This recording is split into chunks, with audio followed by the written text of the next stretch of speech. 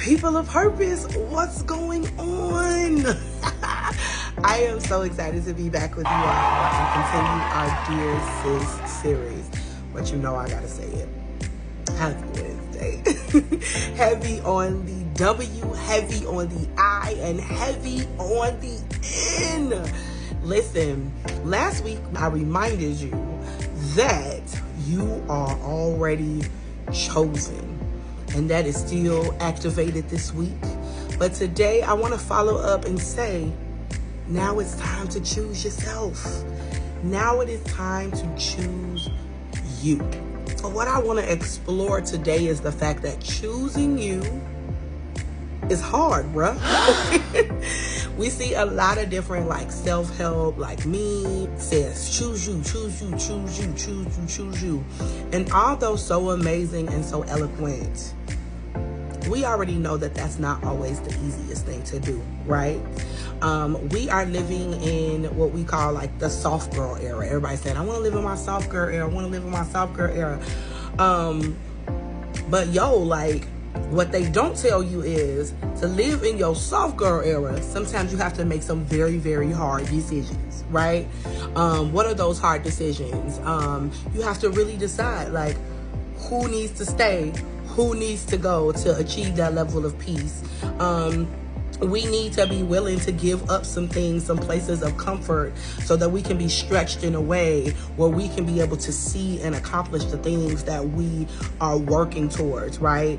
It's giving up that kind of mental control and allowing God to be able to come into the situation and fix it the way that He sees fit, so that you can get that rest and that peace and that sleep at night, right? And that is not always easy for us to do, especially our hyper independent ladies. Listen, we need to know what's going on at all times, but choosing you is hard, bruh, right? Especially when it comes to like situations that causes us to have to give up something. Choosing you is not something that we can just decide we want to do and it's just going to be spot on. Choosing you is putting it into practice every single day. And in a moment of transparency, like, this is really hitting home for me now, because I recently, you know, I'm not going to say like fell out. I'm going to say like evolved out of what I thought to be a very important friendship.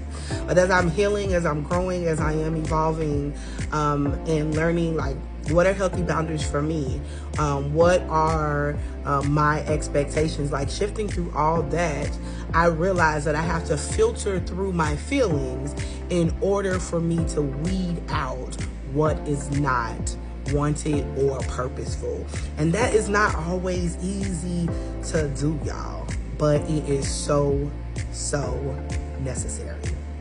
And we living in this era of, like, again, soft girl era, self-care, but again, like, that requires some very, very hard work, because there are tiers to self-care. Do you know that? There are levels to self-care, and no one tells you that the higher the tier, it may bring some tears, right? Because as we are growing, you're also shedding. You're shedding off your insecurities. You're trying to shed off your lazy habits. You're trying to shed off your need to always be in this comfort zone.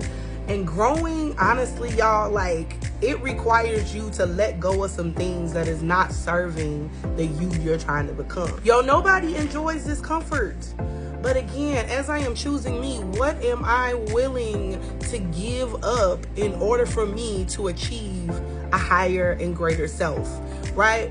What am I willing to leave behind in order for me to work towards what God has in front of me?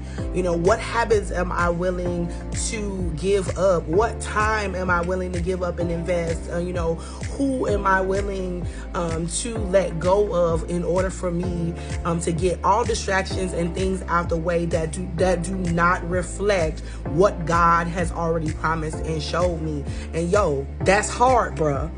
we need to be able to acknowledge that choosing me is not always easy. Choosing yourself is not always an easy task, but self-care requires self-work. And it's crazy because they don't tell you that healing can literally turn your life upside down. But am I willing to endure the process for the progress? Am I willing to go through the process in order to receive the promise of more peace, more joy, more healthy boundary, the meeting of expectations within my friendships, my relationships, my work relationships? Am I willing to let go of some ugly and nasty habits in order for me to be able to create connections, right, that will allow me to grow, to be stretched? These are questions that we have to ask ourselves. And again, that ain't easy, bro. But as we continue to move forward and choose ourselves, remember that you're worth it. Remember that you are worth it. So yeah, your heart may be broken because of some of the relationships that failed. Always remember that you didn't fail. You're growing. Be patient with yourself. Every day that you're working towards self-discipline and self-love and self-care and self-work is another opportunity for you to hit those milestones that you're looking for, because you never stop growing, you never stop learning, you never stop evolving. So listen, my sisters, choose you.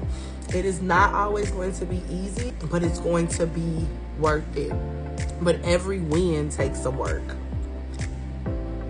And growing hurts a little bit. Actually, it hurts a lot of it sometimes. But at the end of the day, you are worth the investment. You are worth the work. You are worth loving yourself. You are worth exploring. You are worth the healing. I hope this helped you today. Share this with somebody. Like this, comment, let me know how these videos and this series are helping you, so I can continue to dig deeper as I continue to pour into you. All right, love you.